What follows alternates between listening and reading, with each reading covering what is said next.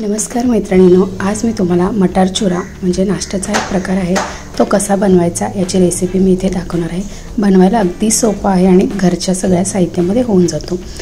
चला बघूयात। इथे एका पॅनमध्ये मी पोहे घेतलेले आहे, पातळ पोहे जे आपण दडपे पोहेसाठी वापरतो ते। तुम्ही नेहमीचा कांदा पोहा घेतला तरी चालेल। इथे मी 1 वाटी पोहे फक्त गरम करून घेणार आहे, जास्त भाजून घ्यायचं नाही आहे, जास्त भाजल्यामुळे ते खाताना चामट लागतं। आता इथे त्याच पॅनमध्ये मी 1 ते 2 चमचे तेल घेतलेले आहे। तेल थोडंसं गरम होऊ देऊयात।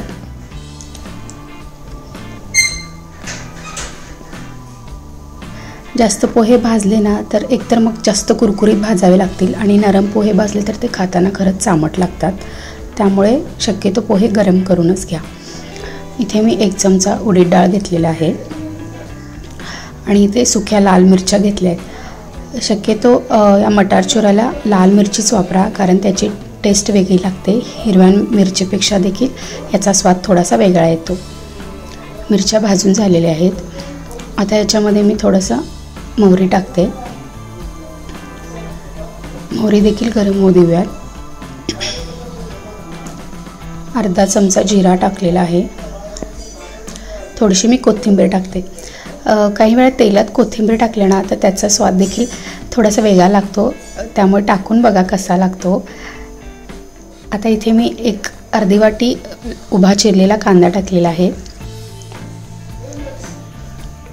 वरून कोथिंबीर पेरतो त्याची चव देखील चांगली लागते, पण फोडणीत जर टाकलं ना तर त्याचा स्वाद कोथिंबीरीचा जो आहे तो पूर्ण पदार्थाला लागतो, त्यामुळे थोडंसं कोथिंबीर तेलात टाकलं तरी चालतं। ते कांदा आपण भाजून घेऊयात। गुलाबी रंग येईपर्यंत मी थोडासा कांदा परतून घेणार आहे। हे बघा, 2 ते 3 मिनिटं लागेल मला परतून घ्यायला।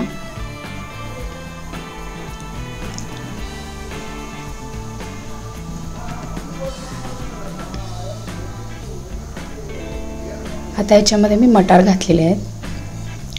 हे मटार मी आता गेल्या आठवड्यात डीप फ्रीजला ठेवले होते।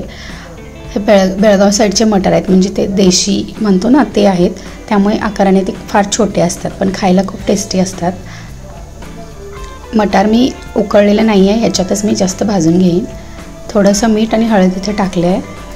आता थोडासा मटार भाजून घेऊयात।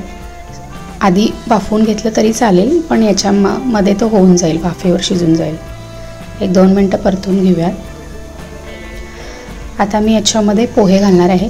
पोहे मी स्वच्छ चाळून घेतले होते सुरुवातीलाच, त्याच्यानंतर थोडेसे भाजले होते, म्हणजे गरम केले होते। आता मी पोहे देखील सर्व मिक्स करून घेते। पूर्ण पोह्याला मसाला लागेपर्यंत परतून घ्यायचा आहे।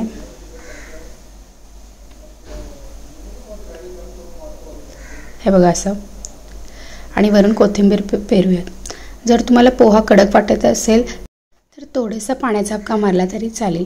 इथे आपला मटार चुरा तयार आहे। एन्जॉय। थँक्यू।